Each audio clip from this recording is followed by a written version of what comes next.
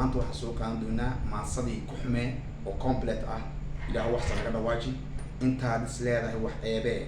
fikirkaagu yahay ku xumee xumaan ummadda u nisbee run fagaaraha ugu faallee xajiimee oo xasaradee horta adi xaaladaad waa sidii ceebka saliim yaa tahay waa ware intaad is leedahay wax dhooqee farta ku god oo tashee bahdil oo ku fardafardee suuqyada kaga sheekee si weyn dhibkooga u danee horta adi xaaladaad waa sidii ceebka saliim yaa tahay waa ware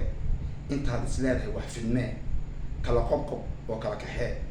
lamaane isjecel isku duqee xurad ku shab oo kala firmee xerabii oo kala fogee horta adi xaaladaad waa sidii ceebka saliim yaa tahay waa ware intaad is leedahay wax duqee daandaanso oo kaga horree ku ful xag hadalkoo durree aad xantooda u danee halista taabo oo u dhammee horta adi xaaladaad waa sidii ceebka saliim yaa tahay waa ware